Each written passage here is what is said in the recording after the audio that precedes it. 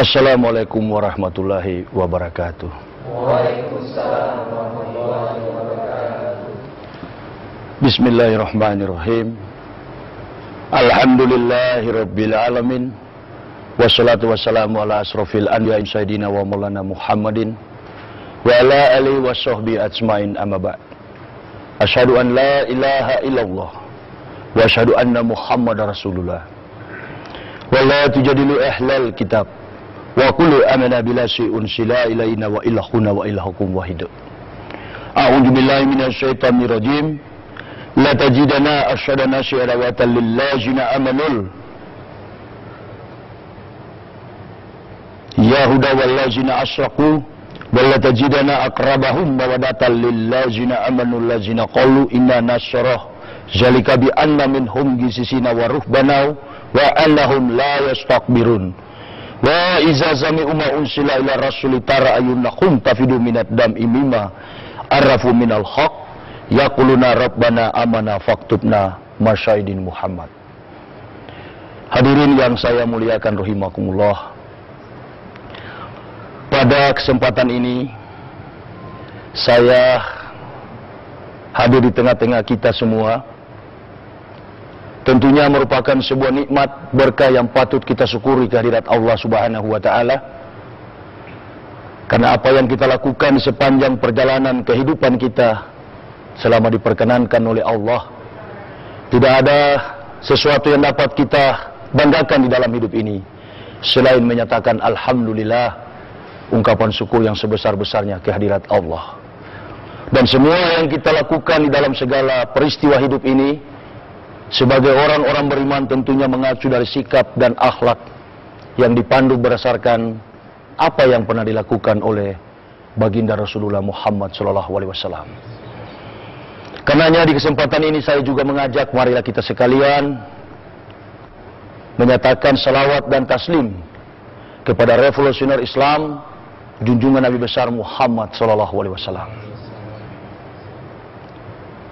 Saya pada kesempatan ini ingin menyampaikan sebuah pengalaman hidup yang barangkali bagi manusia ini hal yang tidak mungkin terjadi.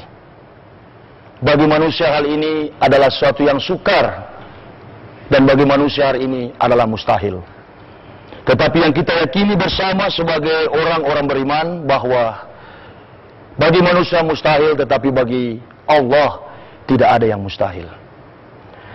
Saya telah diketahui oleh banyak orang di seluruh Indonesia, dari ujung timur Indonesia, tanah Papua. Karena dulunya saya berlatar belakang atau dalam background kehidupan saya adalah seorang pendeta, yang kemudian saya memeluk agama Islam, yang bagi saya ini bukanlah hal sebagaimana terjadi di tengah kompleksitas hidup bangsa kita ini, yang biasa-biasa saja, umpamanya ada yang dari Islam kemudian beralih memeluk agama Kristen. Itu saya kategorikan sebagai orang yang pindah agama alias murtad. Tetapi bagi saya, memeluk agama Islam adalah kembali kepada kebenaran ilahi. Saya telah menemukan dasar-dasar kebenaran itu yang sebentar nanti akan saya paparkan. Apa yang membuat saya tertarik, apa yang memotivasi saya untuk memeluk agama Islam. Kita tahu bersama bahwa di negara kita ini ada 5 agama besar. Ada agama Kristen, ada agama Islam, ada agama Hindu, ada agama Buddha dan Katolik. Dan saya adalah salah satu tokoh, saya adalah salah satu pejabat yang kemudian dari Kristen masuk memeluk agama Islam. Bahkan bukan cuma saya, istri dan ketiga putra saya pun turut memeluk agama Islam. Dari latar belakang kehidupan saya sebagai seorang Kristen, saya bukanlah jemaat yang duduk manis mendengarkan khotbah pendeta. Tetapi saya adalah seorang yang berdiri di atas mimbar yang mengajak manusia untuk masuk ke dalam kerajaan surga menurut pemahaman teologi Kristen. Nah, ini yang memotivasi saya tentunya mengapa memeluk agama Islam. sebagai seorang yang boleh dikatakan pendeta, tahu tentang kebenaran Kristen, bukan kebenaran Allah bagi saya sekarang. Bukan kebenaran Allah, tetapi kebenaran Kristen. Karena bagi saya agama Kristen itu adalah agama yang tidak sesuai dengan konteks silsilah daripada para nabi. Tetapi dengan sengaja, tanpa malu, tanpa sadar, tahu diri, tanpa menyadari siapa dia, kemudian membawa-bawa nama agama yang pernah dibawakan oleh nabi-nabi Allah, yakni Nabi Isa alaihissalam. Kita mengakui sebagai umat Islam bahwa Isa adalah kategori nabi yang dimuliakan dan sangat dihormati di dalam kebenaran kitab suci Al-Quran.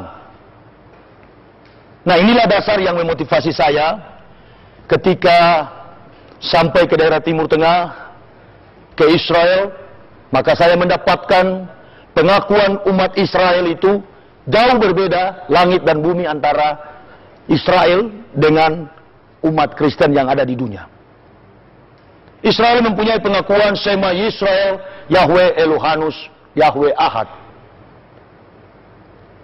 Atau dalam bahasa Ibrani modern, Shema Yisrael, Yahweh Elohenu, Yahweh Ehad.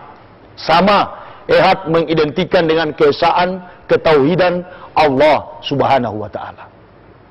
Nah, persoalan yang prinsip dan mendasar mengapa saya memeluk agama Islam, ketidakpuasan saya mencari sebuah pembenaran ilahi adalah didorong oleh kekuatan ilmiah. Bukan hanya sekedar mimpi, karena banyak sekali orang yang memeluk agama Islam itu hanya berdasarkan mimpi. Ya, saya kalau hanya berdasarkan mimpi, barangkali saya kategori itu 80% saya tidak percaya. 20% saya masih percaya. Mengapa demikian? Karena kebenaran Islam itu tidak tepat apabila manusia mengkajinya hanya dengan sisi mimpi. Atau hanya dengan pengalaman-pengalaman spiritual yang kadangkala dusta. Saya mengkaji Islam, sehingga saya masuk memeluk agama Islam, adalah berdasarkan pemahaman ilmiah dan jenjang pendidikan yang saya tempuh sampai kepada strata 3. Saya akui bahwa segala sesuatu yang ada di dunia ini terbatas. Strategi berpikir saya pun terbatas oleh aspek ruang dan waktu. Tetapi kita yakini bersama bahwa ketika Allah menciptakan manusia, Allah telah memberikan nikmat, keistimewaan khusus. Dan manusia diberi gelar yang amat sangat istimewa, didudukan pada posisi yang begitu baik sebagai makhluk yang sangat mulia. Dari sini menggambarkan bahwa sebuah pemahaman yang tertuang dalam konsep kehidupan bahwa manusia itu segambar dan sehalik dengan Allah. Ini memotivasi manusia terus untuk berpikir mencapai sebuah kehidupan yang lebih bermakna, lebih berarti, amat sangat lagi kehidupan yang membawa kepada keabadian hidup kekal, yakni surga nan abadi. Saya terus terang, Universitas Kristen di Tanah Papua yang ada sekarang berkedudukan di Sorong adalah hasil karya saya. Selama 7 tahun saya memimpin Sekolah Tinggi Teologi Calvinis yang mengkonsentrasikan ilmu perjanjian lama. Saya banyak mendidik para pendeta bahkan dengan mengajarkan bahasa-bahasa Ibrani yang kemudian menuangkannya di dalam sebuah konsep pemahaman dan terus mencari penyatuan di dalam konsep ketuhanan bersama dengan arus, bersama dengan suasana konteks zaman, dan terus mencapai sebuah persepsi yang sama dengan agama Yahudi. Tapi sampai hari ini agama Kristen tidak pernah mencapai persepsi yang sama dengan konsep keyakinan agama Yahudi. Sementara dalam unsur ketuhanan yang diyakini oleh umat Kristen tentang keilahian Yesus itu hanya berdasarkan pola logika matematika dan asumsi manusia yang banyak sekali diakal-akali oleh seorang individu yang namanya Paulus. Kalau kita perhatikan, kebetulan saya membawa Bible, kebetulan saya membawa kitab suci Kristen, ada ayat-ayat tertentu, makanya saya selalu katakan, kalau saya mendapati satu kata saja, satu kalimat saja, satu ayat saja dari Bible bahwa Yesus mengatakan dirinya Tuhan dan Juru Selamat, maka saya pasti berani akan kembali memeluk agama Kristen. Tetapi semua isi perjanjian lama dan perjanjian baru, 39 kitab perjanjian lama, dari Beresit, Beresit ini bahasa Ibrani artinya kejadian, dan sampai Maleaki, itu tidak pernah mendapatkan bahwa Yesus Tuhan. Sebaliknya, di dalam Bible ini menceritakan banyak tentang kerasulan baginda Nabi Muhammad SAW. Ini saya bisa buktikan. Saya bisa buktikan. Dan menurut pemahaman teologi Kristen, apa yang diturunkan Allah kepada Yeremia, apa yang diturunkan Allah kepada Yesaya, apa yang dinubuatkan Allah kepada Musa, katanya itu untuk kehadiran nanti Yesus Kristus. Nah, ini tidak tepat dan akan saya buktikan menurut dasar teologi Kristen. Saya tidak dapat membuktikan kenabian Nabi Muhammad di dalam sisi Al-Quran. Karena memang saya dari masa kecil ya hidup di tengah kompleksitas kehidupan 99% pemeluk agama Kristen Protestan, yakni kota Manado. Makanya saya sulit untuk mengetahui Al-Quran secara baik. Bahkan bila kedapatan membaca Al-Quran, otomatis dipukul. Umur 14 tahun, saya pernah mengikuti pengajian dengan teman saya namanya Wadi. Dan kebetulan masih ada masjidnya sampai saat ini, Masjid Al-Munawwarah, Tumumpa, Manado. Dan saya pernah dipukul oleh ayah saya sampai babak belur karena mengikuti pengajian waktu masih remaja. Jadi panggilan saya untuk memeluk agama Islam itu telah terjadi ketika saya remaja. Nanti digenapi oleh Allah pada tahun 2006 ketika saya sudah menjabat sebagai pendeta malang melintang dan banyak jasa bagi gereja. Mungkin suasana ini saya pingin sekali untuk dihadiri oleh umat Kristen. Sebenarnya paling bagus kalau ada umat Kristen. Karena saya punya alasan yang kuat. Saya punya dasar teologi yang kuat. Mengapa? Di kalangan Kristen saya dapat membuktikan begitu banyak dasar-dasar teologi, dasar-dasar kebenaran yang menunjukkan tentang kehadiran Nabi Muhammad. Makanya di tiap-tiap tempat saya diundang untuk berceramah, memperkenalkan diri terkait dengan eksistensi kami sekeluarga meluk agama Islam. Itu selalu saya mengatakan bahwa saya tidak pernah diislamkan oleh seorang al-ustaz. Saya tidak pernah diislamkan oleh seorang kiai. Saya tidak pernah diislamkan oleh seorang kaum muslimin wa muslimat. Artinya tidak ada pihak atau siapapun yang memotivasi kami sekeluarga memeluk agama Islam. Tetapi sebaliknya justru saya diislamkan oleh kepalsuan, kebohongan, dan ketidakbenaran kitab suci saya ini, Kristen. Saya bisa tunjukin ada 2 kitab di tangan saya, bahkan 3. Saya bisa katakan bahwa bahasa yang difungsikan oleh Nabi Isa alaihissalam yang di Yesus Tuhankan itu adalah bahasa Arab. Saya bisa buktikan dari ketiga kitab ini. Makanya ketika orang Kristen yang tidak pernah ke Yerusalem, mereka berkata, itu di sana Timur Tengah itu tempat Bani Israel hidup adalah Yerusalem. Padahal bahasa di sana bukan Yerusalem, Urusalimu. Dan di dalam abjad-abjad Ibrani, Urusalimu itu tidak pernah ada abjad vowel. Semuanya adalah abjad-abjad konsonan atau abjad huruf-huruf mati. Nah makanya ketika kita berbicara tentang perjanjian lama, orang Kristen banyak terjebak dengan penipuan. Orang Kristen banyak terjebak dengan kebohongan dari pihak-pihak penulis-penulis kitab. Nah ini yang menunjukkan bahwa manusia Kristen itu, orang-orang Kristen adalah orang-orang yang sebenarnya sudah tertipu oleh konsep Yahudi dan Yunani. Tapi mereka belum sadar. Lagi pula di pihak lain, Islam itu adalah agama yang mahal. Islam itu bukan setiap orang yang mendapatkan hidayah dari Allah. Jadi ketika orang mendapatkan hidayah dari Allah, maka dia akan sampai kepada Islam. Tetapi Allah buat Islam itu hadir di dunia ini dipandang oleh manusia terlalu hina. Makanya gengsi orang kafir itu, orang Kristen atau agama di luar Islam, itu memandang Islam itu terlalu rendah. Karena melihat individu-individu muslimin wa muslimat. Kaum muslimin wa muslimat yang berbuat sesuatu yang negatif, itu yang mereka jadikan landasan untuk mengukur atau menilai Islam. Mereka tidak menggunakan aksiologi. Bagi saya pribadi, benar tidaknya sebuah agama, kita harus melandaskan diri pada pemahaman aksiologi. Aksiologi ini saya pernah pelajari ketika saya belajar filsafat. Aksiologi ini adalah 3 cabang filsafat nilai yang terrealisasi baik dalam praktek hidup manusia, baik fisik maupun psikologis. Jadi 3 filsafat nilai ini ada etika, ada logika, dan ada estetika. Saya mau katakan bahwa tisu ini bagus. Tetapi saya juga sebaliknya mengatakan Bible ini tidak bagus. Ini yang disebut estetika. Menilai, mengukur indah dan jelek di seputar realitas kehidupan manusia. Kedua adalah logika. Logika adalah ilmu yang mengukur, ilmu yang menilai salah dan benar menurut pandangan rasio, pikiran. Dan yang ketiga adalah etika. Etika ilmu yang mengukur salah dan benar menurut pandangan yang terjadi di dalam kehidupan fisik manusia. Ini etika. Nah, kalau kita ukur dua komunitas agama, Kristen dan Islam, mengapa saya hanya pakai dua agama? Karena dulu saya beragama Kristen, tapi sekarang saya beragama Islam.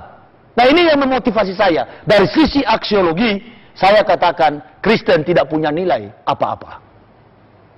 Di mana ada manusia Kristen, di situ banyak kemaksiatan terjadi. Mari kita buktikan. Contohnya waktu saya masih hidup sebagai pendeta.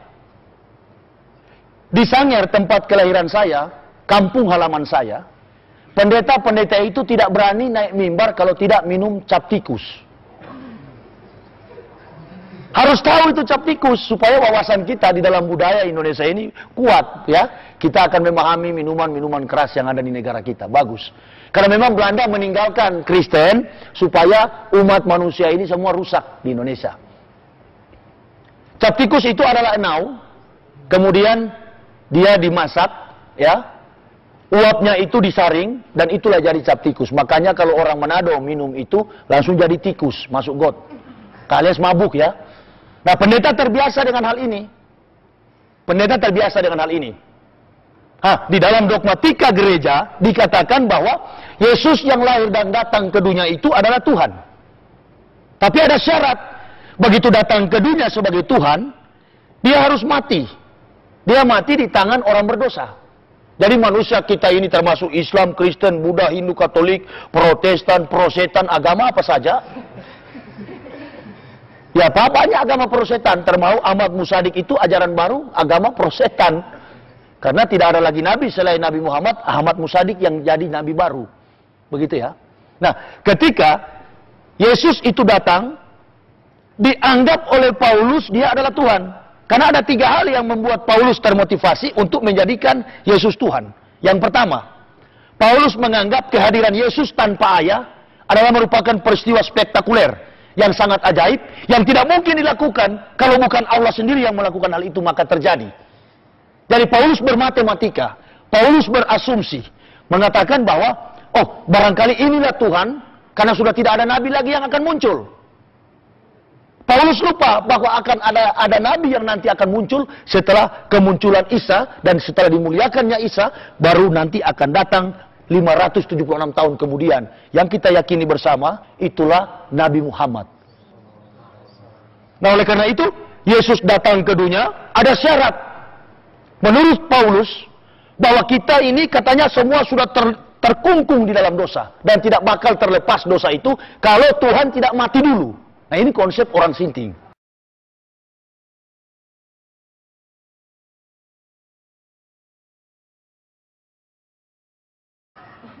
Makanya surat-surat Paulus itu satu dengan yang lain saling bertentangan. Dan tidak ada sesuatu yang rasional yang mampu dipertanggungjawabkan sebagai landasan iman ketika kita mengacu dari aksiologi tadi. Artinya, dari sisi teori logika, Paulus sudah keliru menafsirkan tentang ketuhanan Isa. Jika dasar kekuatan teologi dan filosofis Paulus hanya berdasarkan peristiwa kehadiran Isa secara ajaib atau spektakuler. Masih ada yang lebih ajaib daripada kehadiran Nabi Isa, yakni Nabi Adam, tanpa ayah atau ibu. Ini Paulus lupa. Paulus lupa, maka orang Kristen pun turut menjadi pelupa. Paulus sinting, maka orang Kristen pun turut menjadi sinting. Saya ketika masuk memeluk agama Islam, para pendeta di Manado, di Indonesia ini, bahkan seluruh umat Kristen menganggap saya gila. Tidak gila saya. Saya bisa buktikan bahwa saya tidak gila. Mari saya baca dari kitab 1 Raja-Raja pasal 4. Ini saya tidak gila. Nah, kita harus mengikuti permainan pikiran Alkitab. Jangan kita memeluk agama Islam dan mengatakan, oh karena saya baca Al-Quran. Saya anggap manusia yang bilang dari Kristen dan bilang dia baca Al-Quran sehingga masuk Islam, saya yakin bahwa itu hanya bohong. Karena manusia-manusia Kristen itu kuat mempertahankan dogma ketuhanan Yesus Kristus. Saya tidak suka ada orang masuk Islam dengan cara-cara yang munafik, yang akhirnya berujung pada ketidakmampuan mempertanggungjawabkan eksistensi kebenaran Islam. Nah, mari saya buktikan bahwa memang saya tidak gila bersama-sama dengan istriku yang tercinta dan anak-anakku. Ini di sini di tangan saya. Ini di tangan saya ini ada Alkitab, Lembaga Alkitab Lai tahun 1991 dan Alkitab Lai tahun 2006, berarti baru. Ya. Tapi sama, Alkitab tahun 1991 masih berlaku di 2008 sekarang. Bisa dibawa ke gereja. Sama dengan isinya Pak Pendeta. Namun anehnya, begini. Di dalam kitab 1 Raja-Raja 4 ayat 26, begini Alkitab tahun 91 bilang. Alkitab tahun 91 bilang. Lagi pula Salomo mempunyai kuda 4.000 kandang untuk kereta-keretanya dan 12.000 orang berkuda. Garis bawahi, di Alkitab tahun 1991, Salomo punya kandang 4.000. Nah, sekarang Alkitab 2006. Alkitab 2006, ayat yang sama, 1 Raja-Raja 4 ayat 26, demikian bunyi firman firman Tuhan. Lagi pula Salomo mempunyai kuda 40.000 kandang untuk kereta-keretanya dan 12.000 orang berkuda. Jadi Alkitab tahun 91 4.000, Alkitab tahun 2006 jumlahnya 40.000.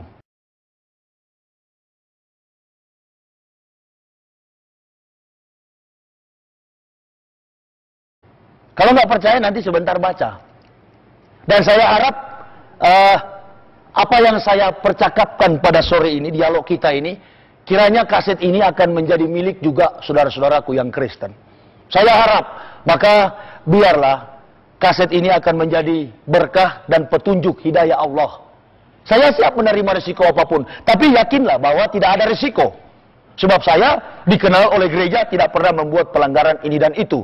Dan pun saya keluar dari agama Kristen, memeluk agama Islam, pamit kepada ketua sinode dan beliau sempat pingsan. Karena beliau takut jangan raja-raja ini saya buka. Salah satu dari ke-18.000 data-data kepalsuan yang saya dapati. Sebenarnya saya tadi membawa tuh 363 wajah Yesus yang saya temukan, tapi saya cuma takut, waduh, ini bisa bahaya ya. Ini bisa membuat orang nanti akan memeluk agama Islam. Yang saya takut Islam ini kan mahal. Nanti kalau yang tumpul memeluk agama Islam percuma. Di dalam kita juga kaum muslimin wa muslimat banyak yang tidak kafah, ditambah lagi dengan ex kafir yang malas. Wah, Islam tambah repot. Jadi biar aja lah. Memang orang yang memeluk agama Islam itu hanya orang-orang yang cerdas. Sebaliknya, yang memeluk agama Kristen dari Islam murtad itu hanya dua problem. Kalau bukan Indomie 1 dus, beras 1 liter. Makanya gereja gampang sekali mengislamkan orang-orang Islam yang tidak taat pada Al-Quran. Hanya siapkan Indomie 1 dus, beras 1 liter, dan mengunjunginya di desa-desa. Hati-hati, upaya pemurtadan sering terjadi. Makanya di kesempatan ini, selaku mantan kafir, saya harus membuktikan dasar-dasar kebenaran yang tentunya ada di dalam Bible ini. Nah, kedua, saya akan memberitahukan apa yang memotivasi saya. Ketika saya pendeta, coba tanyakan pendeta-pendeta di luar. Ada 4 golongan aliran, sebenarnya 5. Saya sebenarnya 6. Saya sebut 4 saja. Karena 4 ini paling banyak pemeluk agamanya. Ada 4 organisasi aliran gereja. Ada pertama-tama Katolik. Yang kedua Protestan. Yang ketiga Anabaptis atau Pantekosta. Yang keempat Adventis atau gereja penantian. Advent bahasa Ibraninya penantian. Jadi dia belum percaya kalau Yesus sudah datang. Dia masih menanti. Advent, hari penantian, hari ke-7. Nah, anehnya, saya bisa buktikan. Yang saya katakan tadi, bahwa gereja-gereja ini menuduh saya tadi katanya gila. Istri saya gila, anak-anak saya gila, apalagi saya. Di atas gila, sinting. Nah, ketika saya mendengar itu, saya klarifikasi dan saya katakan, bukan saya gila. Justru saya dulu percaya kitab orang yang kelewat pintar alias sinting.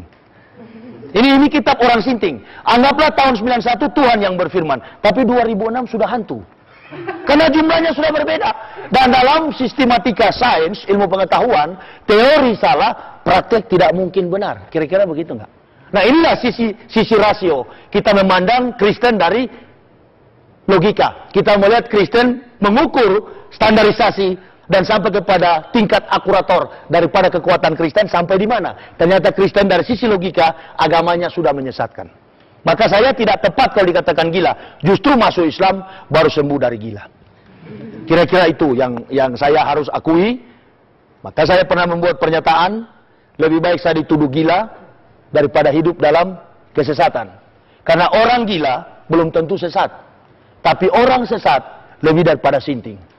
Itu sebabnya saya biar saja difitnah gila. Tidak jadi masalah. No problem. Yang penting saya hidup di dalam ketenangan. Nah, yang kedua, saya membuktikan dasar-dasar secara etika. Saudara boleh tanya, pendeta pastor. Jangankan pastor dengan pendeta. Pendeta dengan pendeta. Itu tidak pernah hidup rukun. Mengapa? Karena semuanya mempertahankan omset. Mempertahankan omset. Semuanya berdasarkan dari dasar teologi Kristen tentunya. Dari mana Pak Pendeta nggak pernah damai dengan Pak Pendeta?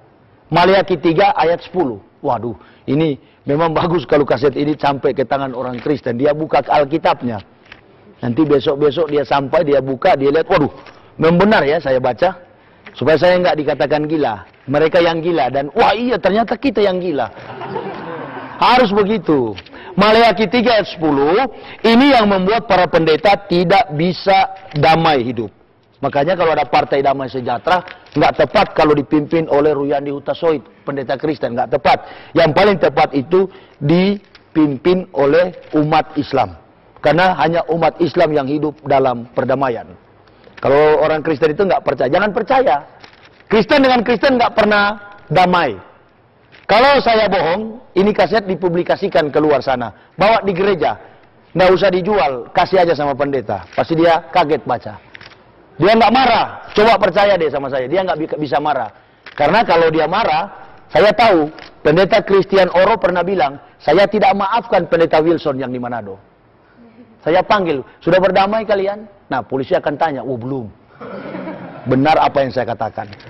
Maliaki 3 ayat 10, ini yang membuat orang Kristen, pendetanya tidak pernah damai. Maliaki 3 ayat 10 begini, bawalah seluruh persembahan persepuluhan itu ke dalam rumah perbendaharaan, supaya ada persediaan makanan di rumahku. Dan ujilah aku, firman Tuhan semesta alam, apakah aku tidak akan membukakan tingkap-tingkap langit, dan mencurahkan berkat kepadamu sampai berkelimpahan.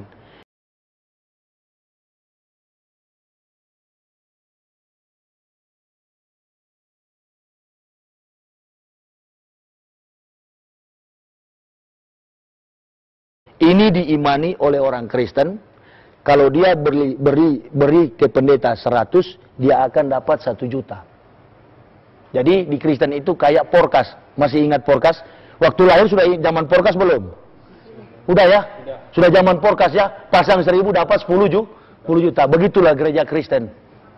Jadi katanya, kalau pendeta mimpin 100 kepala keluarga, dengan gaji rata-rata tiap kakak 1 juta, berarti pendeta per bulan menerima omset 10 juta. Ada perpuluhan. Kalau dari Protestan ada bantuan dari Stuttgart, Jerman. Kalau dari Roma ada Katolik ada bantuan dari Roma. Kalau dia Pantekosta ada bantuan dari Amerika, Yayasan Yakoma dan Ford Foundation. Itu membantu di bawah pengawasan American Israel Public Affairs Committee. Ini yang membantu AIPAC. Jadi semua kegiatan Kristen dimotivasi dengan dana supaya seolah-olah Kristen itu menjadi besar karena kebesaran Allah. Karena kebesaran Tuhan yang di Yesus Tuhankan. Jadi itulah sebabnya pendeta dengan pendeta tidak pernah aku rukun dan damai. Saya perhatikan ini selama bertahun-tahun, berpuluhan tahun. 9 tahun saya mengkaji ini. Waduh, kalau saya hidup terus begini, dari atas mimbar saya sampaikan kebenaran, cintailah sama manusia, kasihilah sesama manusia seperti dirimu sendiri. Tetapi kenyataannya saya masih memusuhi pendeta Pentakosta. Semua orang saya musuhi, apalagi umat Islam. Ya paling saya jengkel sekali kalau lihat yang berjenggot itu. Kayak saya langsung bermatematika di pikiran saya, ini jenggot-jenggot ini komplotan manusia-manusia teroris. Dan semua orang Kristen begitu menganggap yang berjenggot. Coba tanyakan baik-baik sama orang Kristen. 16 tahun saya memeluk agama Kristen. Menjadi pendeta selama 16 tahun, 36 tahun usia saya beragama Kristen fanatik. Dari keluarga saya, semuanya fanatik. Dan akhirnya, saya berkesimpulan, saya harus kembali kepada Allah. Saya bersama istri, tidak ada harapan lain. Kami hanya bergantung sepenuhnya hidup kepada Allah. Dan sampai saat ini, dulunya saya sakit, dulunya saya sering darah tinggi, dulunya saya sering punya dokter pribadi, penyakit apa saja sering datang. Tetapi ketika meluk agama Islam, subhanallah, menjadi tenang, walaupun setahun saya jarang tidur, siang malam saya kerjaannya cuma berdakwah. Dan pendeta-pendeta Kristen pernah berkhutbah di Manado, mengatakan bahwa ketika saya masuk Islam, saya sudah melarat dan naik turun masjid minta-minta uang. Ini hal yang tidak betul. Justru saya banyak membantu masjid dengan hasil karya saya. Dan saya tidak makan uang haram lagi. Saya tidak peras lagi umat. Karena saya tahu dengan berkah dan nikmat dari Allah, saya bisa hidup dengan hasil yang halal.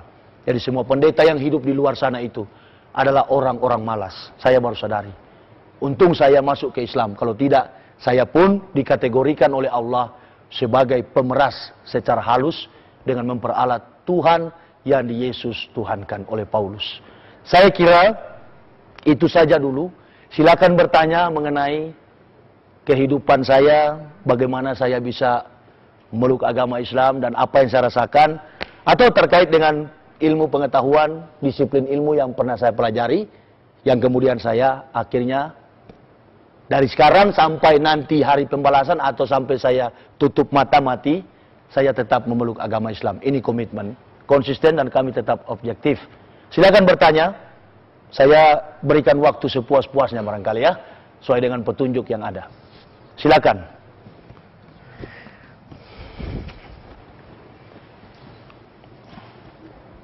Ya, silakan bertanya. Bismillahirrahmanirrahim. Assalamualaikum warahmatullahi wabarakatuh. Waalaikumsalam warahmatullahi wabarakatuh. Yang saya ketahui tentang Kristen itu, Ustadz, mereka itu kuat dalam menjaga dogma mereka. Apa betul seperti itu? Terus yang kedua, pengalaman Ustadz sebelum masuk Islam itu gimana, Ustadz? Baik. Ya, terima kasih, Ustadz. Assalamualaikum warahmatullahi wabarakatuh. Waalaikumsalam warahmatullahi wabarakatuh. Saya akan jawab dulu ya. Orang Kristen kuat mempertahankan dogma hanya dipengaruhi oleh 2 ayat. Yang lain-lain itu tinggal tambahan. Kalau kita dapat berfilsafat dan meruntuhkan 2 ayat ini, maka orang Kristen tidak akan bertahan untuk memeluk agama Kristen lagi. Perhatikan ayat-ayat itu. Tulis. Yohanes pasal 3 ayat 16. Ini ayat-ayat yang kuat yang dipertahankan oleh orang Kristen. Dan saya akan jelaskan. Yohanes 3 ayat 16, tanpa Bible pun saya tahu bunyinya. Karena memang itu Alkitab itu sudah di sini sama saya. Makanya pendeta-pendeta di Indonesia ini pernah saya kirim surat di PGI, Persekutuan Gereja Indonesia, untuk diajak debat. Semuanya bilang berdiam diri adalah emas. Mereka nggak berani. Karena dari sekian banyak orang sinting, saya yang paling sinting.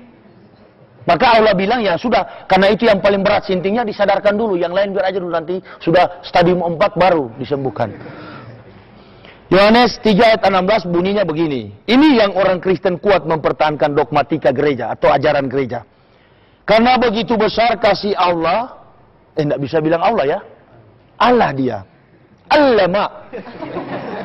Karena begitu besar kasih Allah akan dunia ini, sehingga ia telah mengaruniakan anaknya yang tunggal, supaya setiap orang yang percaya kepadanya tidak binasa, melainkan beroleh hidup yang kekal. Makna filosofis yang terkandung dari ayat ini menunjukkan bahwa Tuhan katanya di surga itu sudah sayang betul sama manusia, mengasihi betul manusia. Maka dia turun di dalam diri manusia Yesus Kristus.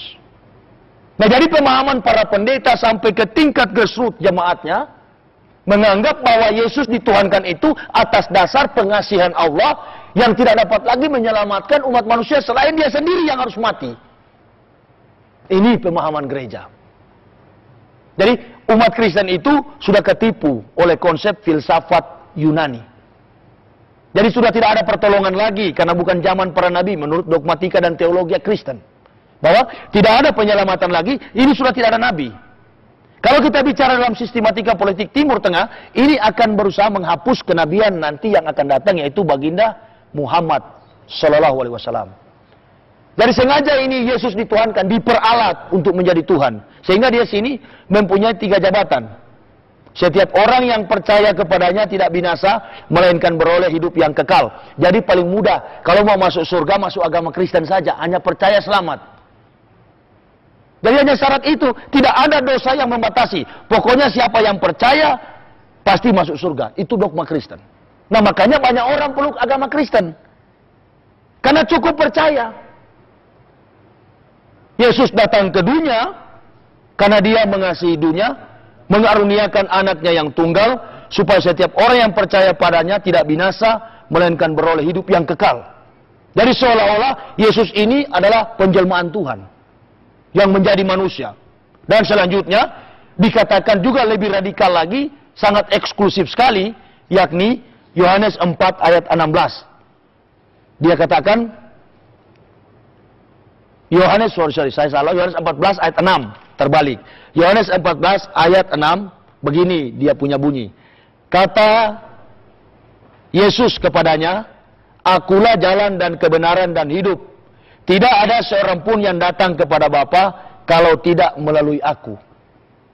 Nah ini seolah-olah makna yang terkandung di dalam ayat ini, ya, Yesus punya 3 jabatan, yakni jalan, kebenaran, dan hidup.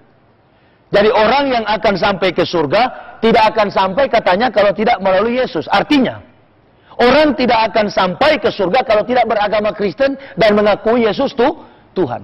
Makanya orang Kristen kuat mempertahankan dogma. Sampai kapanpun Yesus tetap Tuhan. Sampai kapanpun Yesus dan Kristen itu adalah sarana, fasilitas untuk mencapai surga. Itu sebabnya sampai hari ini orang-orang Kristen di luar itu menganggap kita ini umat muslim, kaum muslimin wa muslimat, adalah orang-orang yang dikategorikan sebagai domba-domba sesat.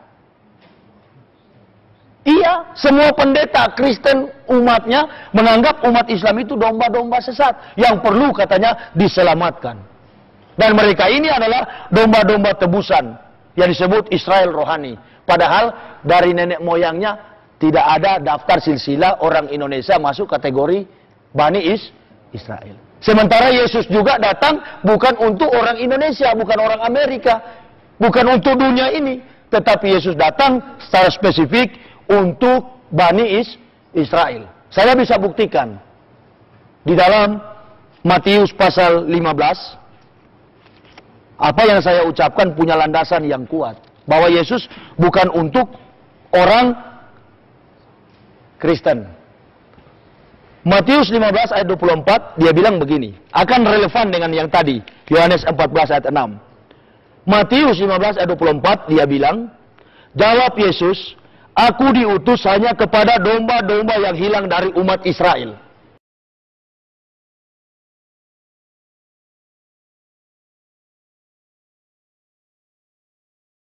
Dia tadi dikatakan,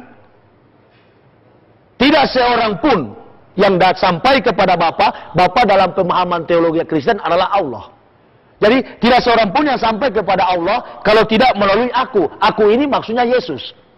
Nah sekarang timbul pertanyaan, Matius 15 ayat 24. Yesus berkata, aku datang kepada domba-domba yang hilang dari orang Israel.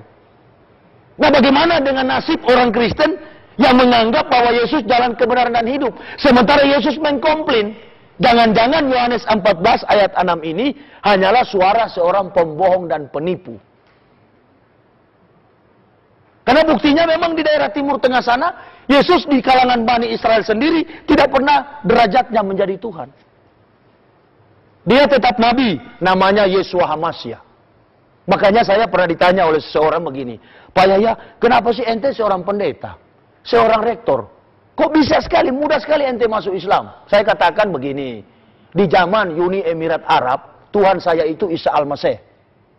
Di tengah kompleks kehidupan iman dan hidup Yahudi, Yesus itu, Tuhan saya dulu itu adalah namanya Yeshua Hamasya. Abad 21, namanya Yesus Kristus. Saya takut ke depan namanya James Bond. Nah iya, bisa-bisa James Bond, bisa-bisa Bruce Willis, bisa-bisa jadi Jackie Chan, dan lain sebagainya. Atau Arnold Schwarzenegger. Bisa-bisa saja. Karena setiap saat berubah. Sebagaimana megaloman ya. Berubah-ubah terus. Nama Yahya, Nabi Yahya, dirubah jadi Yohanes. Petrus, nama Kefas, dirubah jadi Petrus. Ini, yang dipersembahkan di Gunung Moria adalah Ismail, diganti oleh Ishak.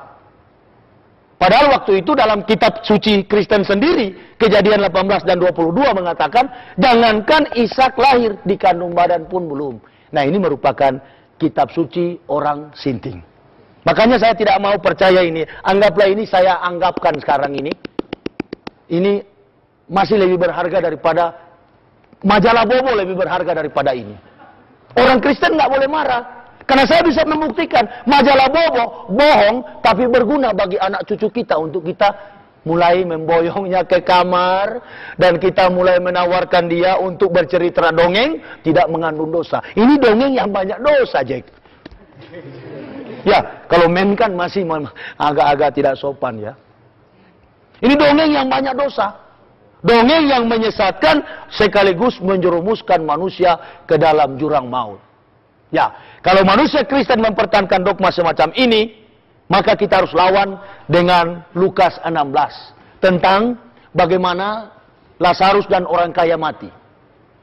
Nanti kan di kemudian hari, kalau sudah mati, umpamanya kita semua mati dan orang Kristen semua juga mati. Nanti di surga sana, di hari pembalasan itu, ada neraka, ada surga. Dipanggil semua orang Kristen. Dipanggil juga nabi-nabi. Hei Ibrahim, ente, Musa, Isa, Nabi Muhammad, turun, mana umatmu, pilih. Wah, baru Allah panggil sama Isa alaihissalam.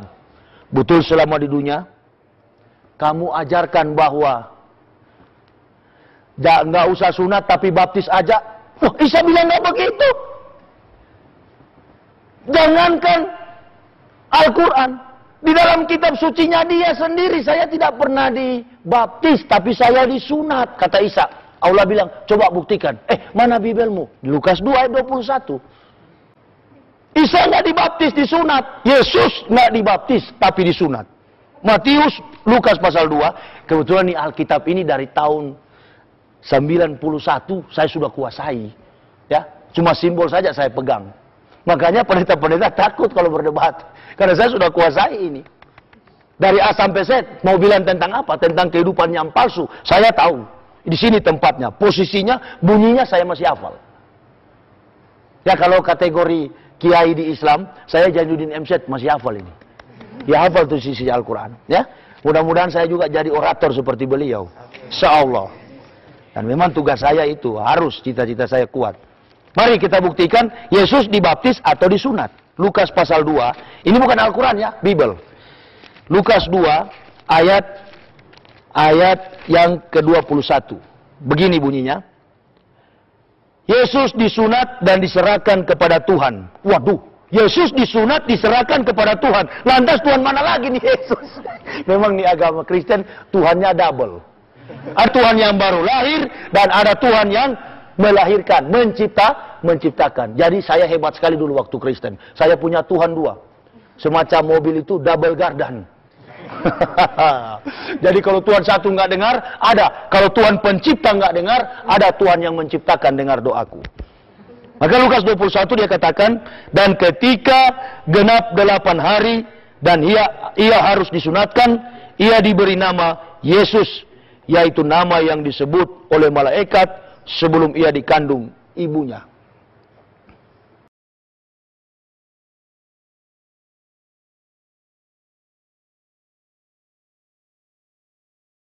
Nah, waktu orang Kristen dikumpul, orang Islam dikumpul, baru Allah tanya, lantas siapa yang suruh ajar baptis? Oh, ini pemabuk-pemabuk ini akan datang sama pendeta-pendeta itu. Ini pendeta-pendeta yang ajarkan. Pendeta-pendeta ini udah ditanya sama malaikat. Pendeta-pendeta katakan, "Lah bukan kami. Kami cuma mengacu dari apa yang Paulus bilang." Panggil Paulus. Ini Paulus dalam riwayat hidupnya, kakinya pengkor, matanya picak, dan kepalanya botak. Ini orang ini yang mengisahkan, yang mentuhankan Nabi Isa. Dia yang meyesuskan Nabi Isa. Padahal sebenarnya kalau kita lihat di gambar-gambar orang Kristen, kenapa sih kita nggak mau berpikir? Gambar-gambar di rumah yang tersalib, kalau kita lihat secara antropomorfis. Antropomorfisme itu antropos manusia, pisme itu bentuk. Kalau kita lihat yang di dinding-dinding rumah orang Kristen, yang begini itu pakai sempak itu bukan orang Arab. Tetapi itu orang bule. Nah ini timbul pertanyaan, dari mana ada Nabi bule? Sebenarnya gampang sekali menjebak kebohongan Yahudi dan Yunani. Cuman orang Kristen itu, saya katakan tadi, sudah sesat. Sehingga dia lebih daripada sinting, sudah buta huruf. Karena tidak mau keluar dari kungkungan kegelapan itu. Banyak sekali hal-hal yang mempertahankan mereka sehingga mereka kuat bertahan pada ajaran Kristen. Tapi intinya hanya dua ayat tadi. Yohanes 3 ayat 16 dan Yohanes 14 ayat 6. Jadi kalau adik dia jawab dengan hal itu, hal langsung bertanya saja. Kalau begitu Tuhan datang, Yesus datang itu jadi Tuhan, andaikan betul dia Tuhan, berarti orang nggak usah beragama lagi.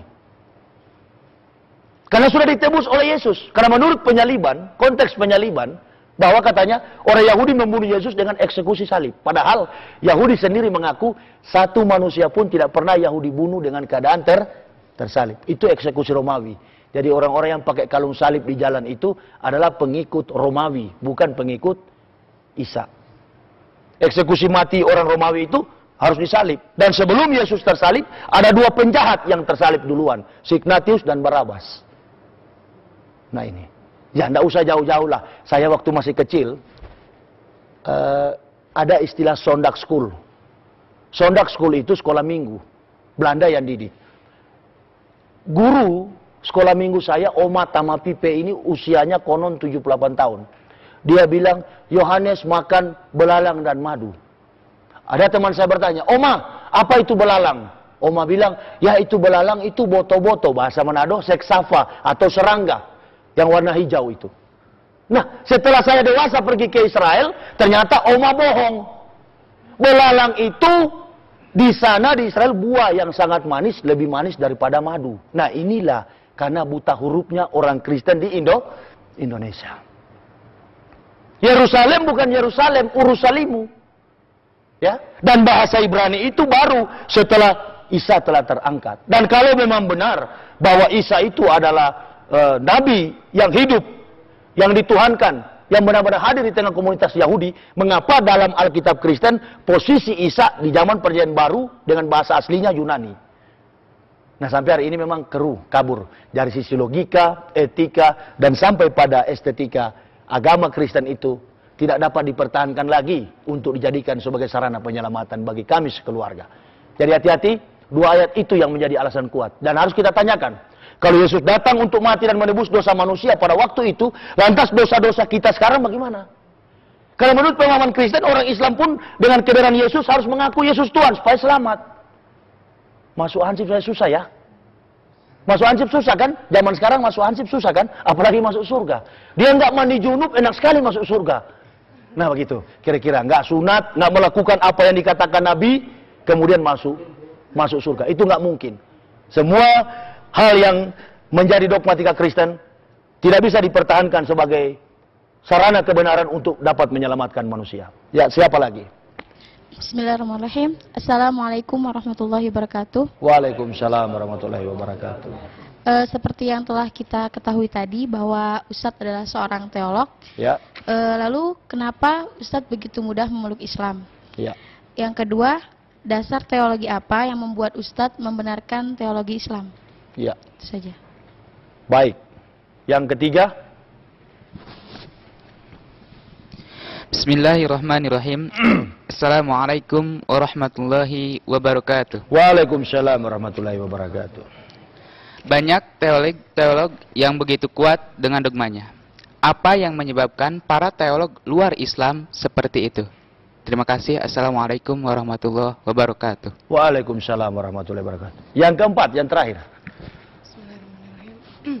Assalamualaikum warahmatullahi wabarakatuh. Waalaikumsalam warahmatullahi wabarakatuh. Begini Ustadz, apa saran Ustadz kepada umat Islam itu seperti apa? Terima kasih. Kristen nggak disarankan?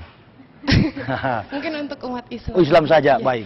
Assalamualaikum warahmatullahi wabarakatuh. Waalaikumsalam warahmatullahi wabarakatuh. Mengapa saya seorang teolog yang memahami dasar-dasar kebenaran teologi Kristen sampai kepada penjabaran dalam perealisasian dan maksud-maksud iman Kristen itu, kemudian dengan mudah saya meninggalkan pemahaman itu dan justru memeluk agama Islam. Ya, saya jawab singkat sekali saja. Justru sana saking tingginya saya memahami teologi, saya makin dekat dengan Islam. Karena menurut pemahaman teologi Kristen, bahasa perjanjian lama, itu katanya bahasa aslinya dari kitab Kejadian, 39 kitab, Kejadian sampai Maleaki, itu bahasa aslinya bahasa Ibrani. Namun setelah diadakan penelitian, penelusuran tentang pencarian naskah asli perjanjian lama, Old Testament itu, ternyata menurut para teolog Yahudi, Masora dan Septuaginta 70 sarjana Yunani, naskahnya itu disimpan di Laut Mati. Laut Mati ini konon adalah laut yang apabila kita lempar bayi itu, bayi tidak bakal tenggelam. Karena saking dalamnya Laut Mati itu. Nah, katanya di situ disimpan naskah Laut Mati, Injil asli itu. Nah, ini menunjukkan bahwa cerita ini cerita bohong. Kembali dari Israel, saya nggak banyak komentar. Justru saya pikir ngapain saya belajar capek-capek, hampir putus urat saraf. Sampai teler saya belajar S3, akhirnya hasilnya 0. Makanya saya melihat, siapa tahu Islam yang betul. Karena pengakuan orang Israel, ketahuilah hai Israel, Allahmu Yahweh, dan Yahweh tunggal, esa. Nah, hampir sama dengan asyhadu an la ilaha illallah. Nah, ini pendekatan ini yang saya temukan, saya cari terus. Dan akhirnya berangkat dari para sejarah para nabi, apa yang dipadukan dalam praktek hidup umat Islam di Indonesia dan secara menyeluruh dalam konteks global, itu sama dengan penjabaran yang dilakukan oleh para nabi dan pengikut-pengikutnya di zaman tempo dulu. Jadi ini sangat meyakinkan saya bahwa agama Islam itu adalah agama yang benar-benar datang dan hadirnya dari Allah melalui para nabi-nabi Allah. Dan dari zaman Nabi Adam sampai Nabi Muhammad, bahkan Isa pun tidak ada perbedaan satu dengan yang lain dalam derajat dan kodrat, kemampuan, the power of property. Dan mereka adalah sama di pandangan dan kekuatan yang diberikan oleh Allah. Kalau orang katakan seperti Raja Habasya katakan, kenapa Nabi Muhammad datang nggak dengan mujizat? Karena Isa sudah membongkar duluan. Nabi Muhammad datang bukan dalam pemahaman waktu itu orang nggak mengenal Allah. Sudah ada orang mengenal Allah, tapi agama diselewengkan. Maka dia tidak cocok datang dengan mujizat. Karena kalau Nabi datang dengan mujizat, berarti manusia pada konteks itu hidup dalam penyembahan berhala. Maka perlu ada tanda-tanda yang menakjubkan, sehingga dia mampu meninggalkan kekuatan-kekuatan lain dan memfokuskan perhatian pada kekuatan Allah. Nah, sementara Nabi Muhammad hanya datang dengan firman karena meluruskan penyimpangan yang terjadi, alias manusia hidup bukan dalam penyembahan berhala, tapi hidup dalam kefasikan dan kemunafikan. Maka dia luruskan semua itu. Dan kedua, aspek ketiga adalah saya yakin bahwa memang Nabi Muhammad itu Nabi Allah, karena dalam kitab Yahudi itu dikatakan bahwa ada kata Ruach HaKodesi. Ruach HaKodesi itu dalam Talmud Israel menjelaskan bahwa akan datang Nabi. Dan saya bisa buktikan dalam Yohanes 15. Yohanes pasal 15. Disinilah yang dirubah oleh tangan Yahudi yang kotor. Yohanes pasal 15. Salah saya. Yohanes pasal 14. Pasal 14 ayat yang ke-15 sampai 17. Coba perhatikan apa yang saya katakan ini. Jikalau kamu mengasihi aku, kamu akan menuruti segala perintahku. Aku akan minta kepada Bapa dan Ia akan berikan kepadamu seorang, garis bawahi, seorang penolong yang lain supaya Ia menyertai kamu selama-lamanya. Ayat 17, dia janji seorang tapi yang datang yaitu roh kebenaran. Kalau orang dengan roh, saya rasa tidak relevan. Orang adalah nature, alamiah, suatu yang diciptakan, sementara roh ini angin. Nah, kenapa harus begini? Maka Bible ini Alkitab yang dulunya diturunkan Allah ke tengah-tengah komunitas Yahudi. Waktu itu Arab menyembah berhala. 360 Nabi Baal yang disembah oleh orang-orang jahiliyah, Arab jahiliyah.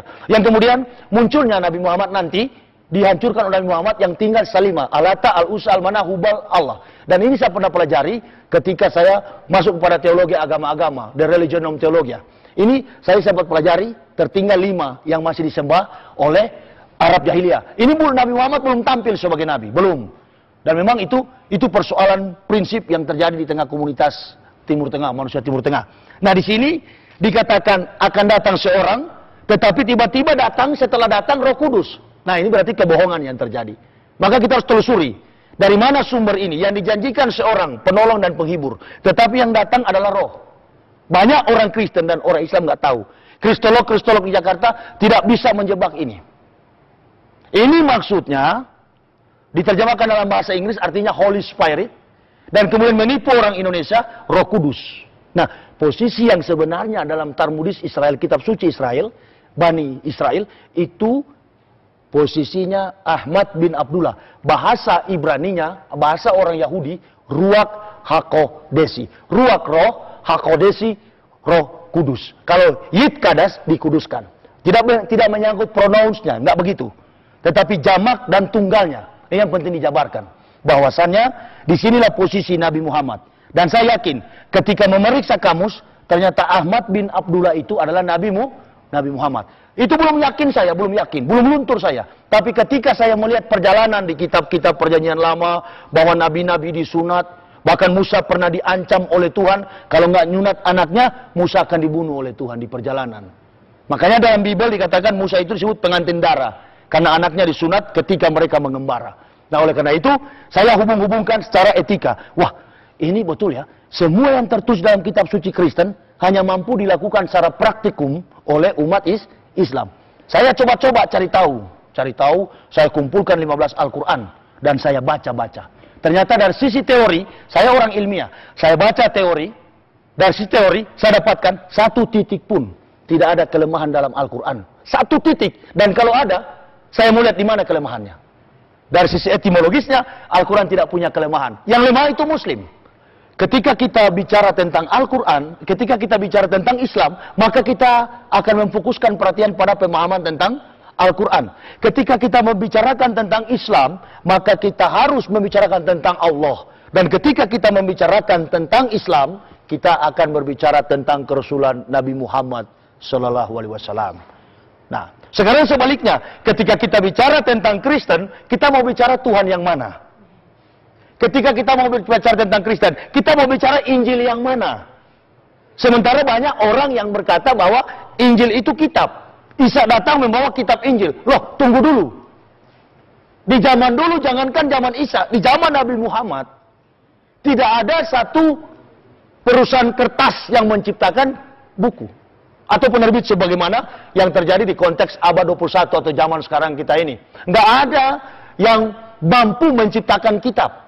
Musa saja menurunkan 2 loh batu dari Allah. Musa membawa hukum-hukum Taurat Allah itu, perintah-perintah Allah itu, hanya dengan percikan kemuliaan Allah, maka jadilah perintah Taurat itu. Nah, makanya di dalam Al-Quran sangat tepat menyatakan bahwa Isa ibnu Maryam rahulillahi wa kalimatullah. Isa datang dengan diri sebagai kalimat atau statement Allah. Jadi dia nggak bawa kitab. Semua pernyataan Isa itu adalah kalimat dari Allah. Nah inilah yang diasumsikan oleh Kristen sebagai firman yang menjadi manusia di dalam diri Yesus. Itu yang dituhankan oleh Kristen.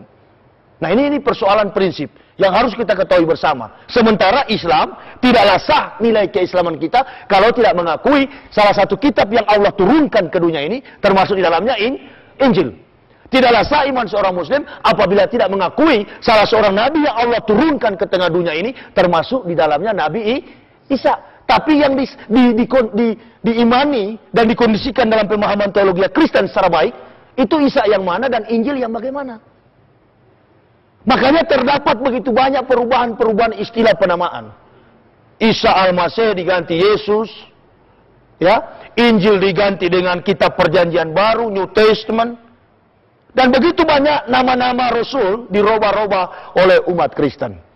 Tanpa sadar dan tanpa malu, tetap saja membawa nama Isa. Yang sebenarnya tidak identik dengan Injil, tidak identik dengan Allah, dan tidak identik dengan Isa. Nah itu sebabnya setiap tanggal 25 Desember, orang Kristen itu diketahui oleh Allah. Saya amat sangat yakin. Karena sulitnya para teolog mencari pembenaran dari mana datang tempat, tanggal, bulan, dan tahun lahirnya Isa alaihissalam atau Yesus. Nggak ada seorang teolog pun yang tahu.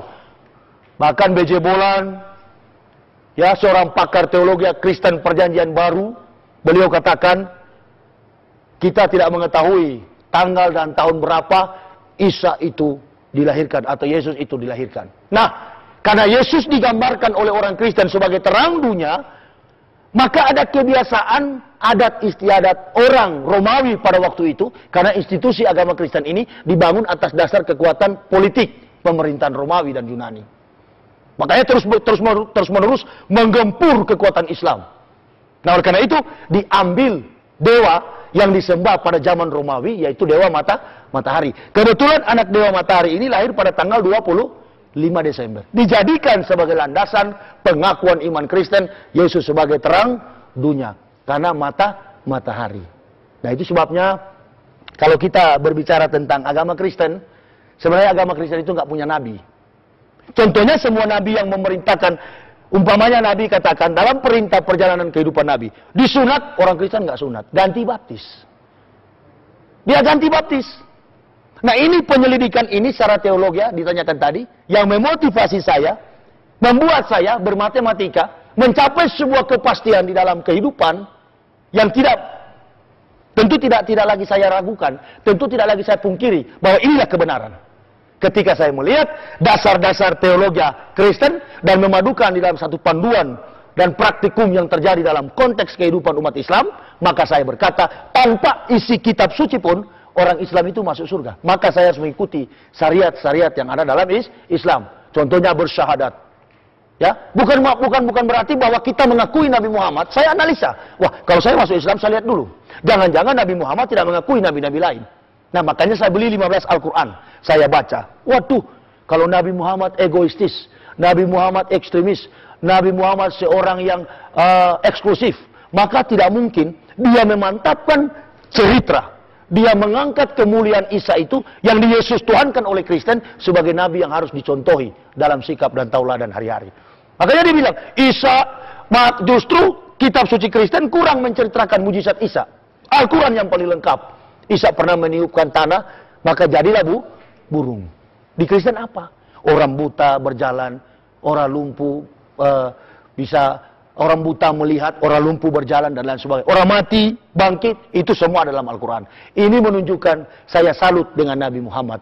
Berarti dia adalah seorang Nabi yang diutus Allah. Namun, pemahaman ini tidak bisa saya dasari pada sisi teologi yang secara nyata harus saya pelajari secara etimologis. Karena saya waktu itu dan sampai sekarang masih bodoh membaca Al-Quran. Maka saya, karena punya dasar filosofis yang kuat, dasar pemahaman filsafat dan logika yang kuat, maka saya menstandarisasikan pemahaman kenabian Rasulullah Muhammad itu dalam sisi logika. Saya berpikir begini, Indonesia merdeka tahun 1945. Saya lahir tahun 1970. Indonesia merdeka, pemahaman yang saya terima bukan atas dasar saya mimpi, tetapi Pak Guru yang berkata, hei murid-murid, Indonesia merdeka tahun 1945.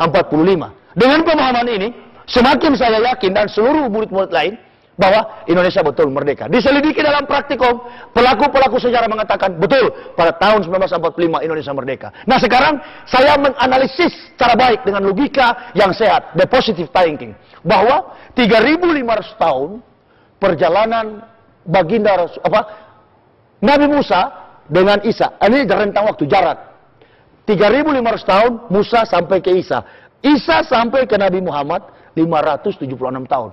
3.500 tambah 576 tahun. Oke? Berarti 4.076 tahun.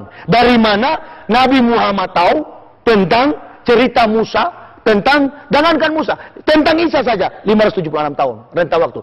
File memori manusia tidak akan bertahan lebih daripada 30 tahun mengingat peristiwa-peristiwa lalu. Ini 4.076 tahun.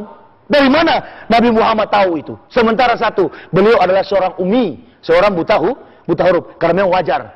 Dulu nggak ada SD, nggak ada SMP, nggak ada SLTA. Semua Nabi ya memang buta huruf, ummi.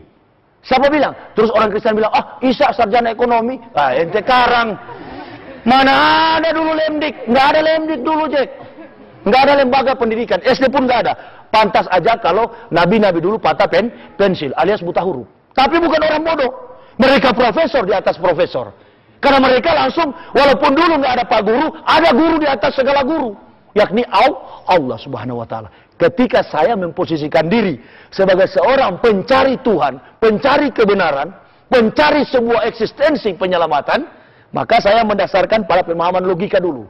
Nah, dari dasar teologi itu, saya sampai kepada pemahaman teologi Islam. Yang Adik tanyakan tadi, Bapak seorang pakar teologi, kemudian sampai kepada pemahaman teologi Islam. Bagaimana rumusnya? Saya tidak mungkin belajar Al-Quran, ini perlu guru. Ini tidak mungkin tanpa melalui proses pembelajaran dan memakan waktu yang panjang, iya kan? Nah, sementara dalam dasar pemahaman pencarian kebenaran, saya masih tanda tanya, benar nggak nih Islam? Nah, ini perlu guru. Makanya saya bilang, Islam saya sudah kaji dari tahun 1998. Tapi nanti saya masuk dan sah mengucapkan asyhadu an la ilaha illallah wa asyhadu anna Muhammadar Rasulullah pada tahun 2006. Itu yang saya garis bawahi dalam buku saya, Kebenaran Islam Menurut Mantan Pendeta. Tidak seorang pun sampai pada Islam kalau bukan karena hidayah. Dari ini saya pandang Nabi Muhammad sebagai Rasul Allah, sebagai utusan Allah, karena beliau mampu menyusun secara sistematis, kontekstualis, teologis, dan rasionalistis apa-apa yang tertuang dan tetap relevan dengan suatu pada zaman para nabi, 4076 tahun, dan apa yang beliau suratkan dalam Al-Quran dan ditulis oleh para sahabat pernah terjadi sementara, dan amat sangat yakin saya sampai dunia kekal Al-Quran tetap terjaga keasliannya. Ini yang saya tunduk. Maka saya katakan Islamlah agama yang paling tinggi. Al-Islamu ya'lu wala yu'la alaihi. Inna dina indallahil Islam. Tidak ada agama yang dari Allah selain daripada Islam.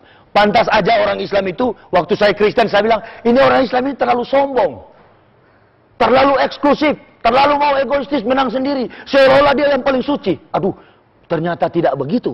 Saya keliru. Dan sekarang saya mau bertanya, adakah dalam kitab suci Kristen orang Kristen mampu mengatakan begitu? Karena dia tahu dia bohong. Karena dia tahu dia nggak betul, maka dia takut katakan begitu. Ketika dia pancing dengan statement itu, maka ada umpan balik. Dasar mana ente bilang ente benar? Nah ini, maka akan ada tembakan. Sama dengan orang bilang begini, saya jago karate. Coba kamu lawan saya, padahal nggak bisa karate, patah-patah ente. Nah, jadi janganlah, sengaja memang Islam begitu. Bukan berarti orang Islam sombong. Kaum muslimin wa muslimat dilarang sombong. La yastakbirun. Tidak boleh menyombongkan diri. Maka umat Islam itu memancing. Kalau dalam pelajaran para dosen-dosen tahu itu metodik didaktik, dasar-dasar mengajar. Ketika melempar teori, maka ada umpan balik. Please, silakan mahasiswa bertanya. You answer. Bertanya kepada saya berikan. Jawaban Anda saya berikan. Ya? Maka dari sinilah kita dapat melihat hadirnya Islam dan fungsi orang Islam hanyalah menuntun, hanyalah menasihati, memperingatkan. Ya kalau saya tampil begini di studio, saya bukan mengajak memaksakan orang pindah agama, tetapi saya menyadarkan, menuntun manusia untuk kembali menggunakan akal sehat. Hati-hati, karena akal ini adalah suatu yang dapat menjerumuskan kita, tetapi sebaliknya, akal juga dapat membawa nikmat dalam segala perjalanan kehidupan kita. Maka itulah jawabannya, saya mengukur kebenaran Islam dengan pengakuan, bukan pengetahuan. Walau adik mau pancing bertanya kepada saya, Bapak seorang teolog, tapi saya tidak mengedepankan pengetahuan mencari Islam. Namun, Islam, walaupun saya mengedepankan pengakuan, bukan berarti itu Islam tidak syarat dengan ilmu. Saudara-saudara tahu, adik semua tahu, bahwa Islam itu, Al-Quran ini, kitab suci Islam itu, dipakai oleh orang Eropa untuk membangun teknologi dan saintis. Dia membangunnya ilmu pengetahuan dengan dasar Al-Quran. Salah satu contoh, di dalam sini saya tahu, nggak tahu di mana posisinya, alam dan lingkungan harus dijaga. Nah, cuman orang Islam di timur ini, kaum muslimin wa muslimah di timur, masih dalam standar posisi teori. Islamnya masih teori, tapi prakteknya ada sama orang bule yang kafir-kafir itu. Kita ketemu kucing, patuk kaki kita langsung ditendang, mampus kucing. Ya kan begitu? Ya, ketemu ular kecil. Wah, inilah yang mencobai Adam dan Hawa sehingga berdosa. Ambil parang, potong. Orang boleh enggak? Ambil tuh ular, dipelihara, bahkan tidur dengan ular. Nah, jadi teori masih ada pada kita, praktek sama orang kafir. Nah, yang Allah cari kira-kira teori atau praktek? Nah, praktek yang Allah cari. Makanya kita jangan cuma jago teori, mari teori kuat dan juga praktek. Saya mendasari diri pada praktek. Makanya teori saya tinggalkan. Teologi Kristen saya tinggalkan, saya masuk kepada pengakuan. Islam bukan berarti tidak memiliki pengetahuan. Justru Islam kaya dengan pengetahuan. Saya mau sampaikan, kalau Islam itu, menurut pemahaman saya, tidak cocok orang bodoh yang peluk agama Islam. Makanya yang tumpul-tumpul di luar sana termasuk Yusuf Roni, mantan yang mengaku mantan kiai palsu ya. Yusuf Roni itu padahal penjahat yang sudah keluar masuk penjara. Mengaku output dari UIN, Universitas Islam Nusantara Bandung. Setelah dicek, banyak sekali kasus Yusuf Roni. Mengaku asli Palembang, Islam yang fanatik, padahal Islam munafik dulunya.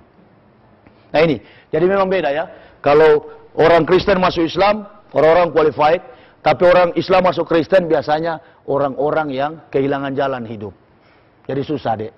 Kalau Adek tanya begini, kenapa Pak Yusuf Roni ente kok seorang kiai ya yang menguasai Al-Quran kemudian pindah ke agama Kristen? Apa yang mendasari? Bingung, Yusuf Roni nggak bisa jawab. Karena Yusuf Roni bukan seorang kiai. Dan dia tidak bisa mempertanggungjawabkan karena dari mengacunya sudah salah, pertanyaan salah tidak boleh dijawab dengan hal yang benar. Makanya teologi Kristen itu teologi yang dibangun atas dasar asumsi. Tapi teologi Islam, teologi yang dibangun atas dasar realita dan sejarah. Sejarah, suatu yang buta dapat melihat. Tuli dapat mendengar. Bisu dapat berbicara, terkubur lapisan bumi yang paling bawah, sejarah itu hidup. Jadi Islam itulah kebenaran. Saya terpanggil tanpa komentar, tanpa panduan dari siapapun, tanpa petunjuk pihak siapapun yang memaksakan kami sekeluarga, dengan penuh kesadaran keikhlasan hati, surga jaminan yang kami fokuskan, kami memeluk agama Islam dengan mengucapkan asyhadu an la ilaha illallah wa asyhadu anna muhammadar rasulullah. Sekian itu yang saya bisa jawab, dan kemudian apa yang Bapak rasakan selama memeluk agama Islam, saya rasakan cuma satu. Ini jujur, saya tidak main-main. Saya rasakan, sekarang saya sudah di Islam, kematian bukan yang saya takuti. Demi Allah subhanahu wa ta'ala.